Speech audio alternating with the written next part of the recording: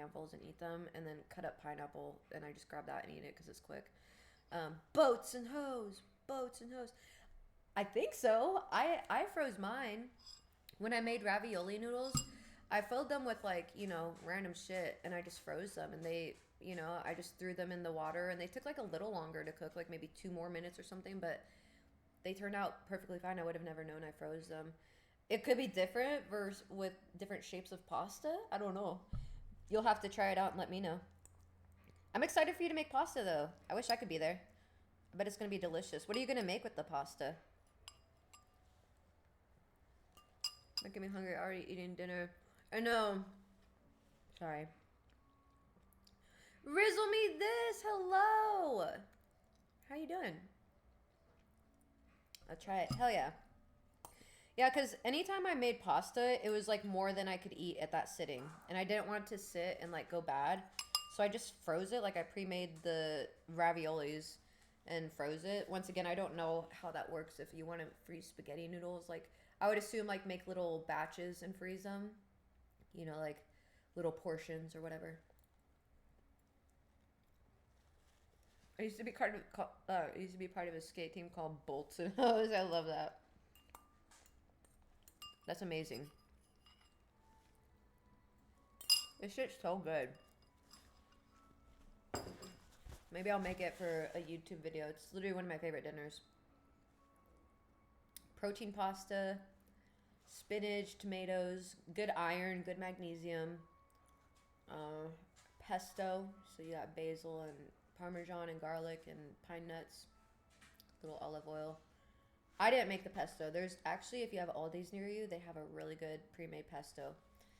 So that was hella fucking good. It is really good.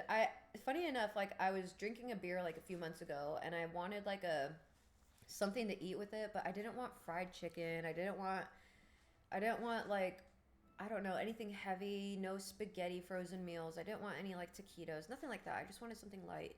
So I got a healthy choice, and it was pretty much that. And I was like, dude, I can make this. I could literally make this 10 times healthier for me with protein pasta and, more spinach in it and stuff like that. So it's been my meal for like the last 3 weeks for dinner. It's so good. Like it's so fresh. It doesn't feel heavy, and it's just really, really good. Maybe you start writing again. You can make more YouTube videos of it. Definitely enjoy a couple. Yeah, I definitely will be Shadow. That's one of my favorite things. I got a Insta360. I probably have to get a new one. The one that I had, I dropped my bike with it on, and it scratched my lens. I was pissed because I think I spent like $500 on that, and they didn't offer anything. I'm like, how are you gonna fucking?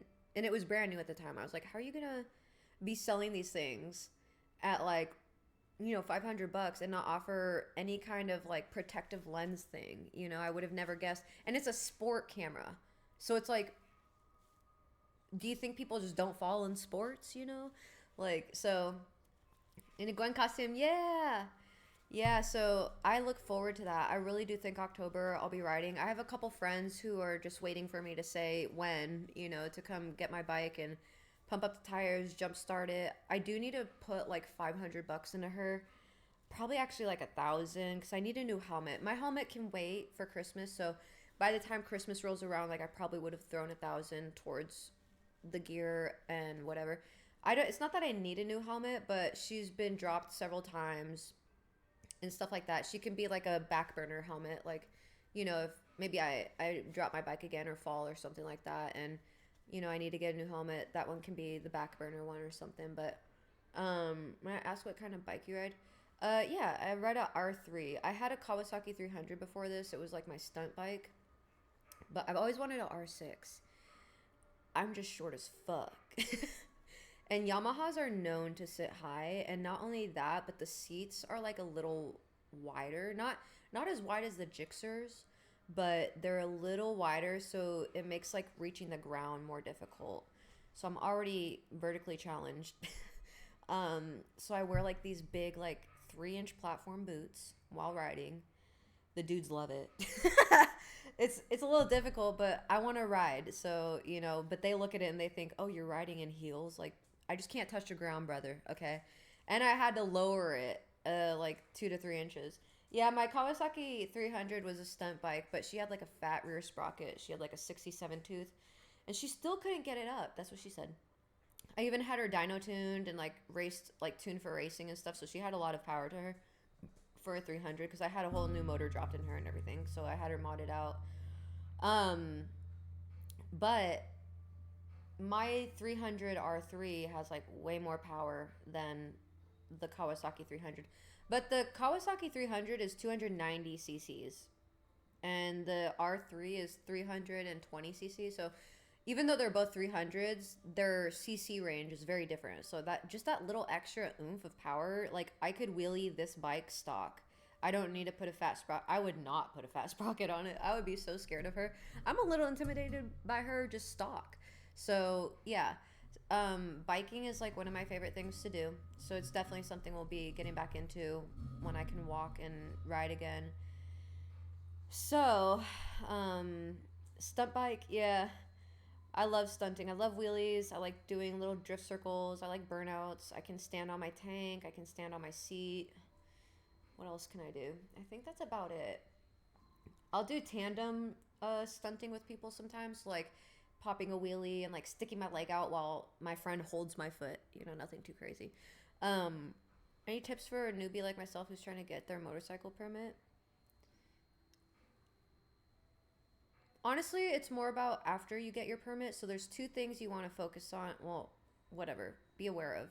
Object fixation is so bad with new learners. Like I've been riding since I was like 7, 8 dirt bikes. But object fixation is where you look, you go. So a lot of people they'll be going too fast and they'll fixate on an object like a car that they're trying to actually avoid, right? But they're going too fast and their mind is panicking, so they're just fixated on the thing that they're trying to avoid and they hit it. So, object fixation, you want to slow down. When you're making your turns, you look where you're going, nothing else. Don't speed, okay? As much as you want to be like a speed demon, just get to know your bike first. It's more like respecting the bike instead of like, I know this is going to sound kind of douchey, but don't use it as a tool to look cool. You're already cool enough on a bike, okay? You don't need to be going fast. You don't need to be doing anything crazy. You don't need to be weaving in and out of traffic, okay? Because people pop out all of a sudden, they don't see you, So that's where like you're a newbie and you see someone pop out in front of you and your mind isn't used to like, okay, avert, your mind just fixates and you hit the car. So object fixation is one thing you want to focus on not doing, and that's just by learning that your bike goes where your head goes, where you're looking, where you're turning. And then secondly, I would just say, ride like people are trying to kill you, because they are. They don't give a shit about you. My first accident was a hit and run. The lady hit me. The bike literally, the tire spun on my leg, and like I got rubber like burned into my leg. I had to go to the ER afterwards, and they like scrubbed it out with like a metal sponge kind of thing, like a bristle pad or something. And they gave me Tylenol. Oh, bitch. Which it was actually really funny because I was trying to be really modest. The firefighters came and they're like, do you want us to cut you out of your pants? And I'm like, you're a bunch of men. Do you think I fucking want that? No. So I walked over to my motorcycle and I'm like inspecting it. I didn't know there was a huge ass hole in my pants on the ass.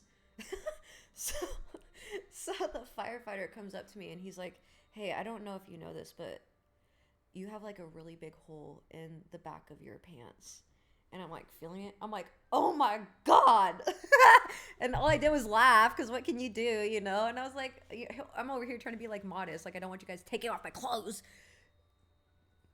There's a big ass fucking hole in my butt.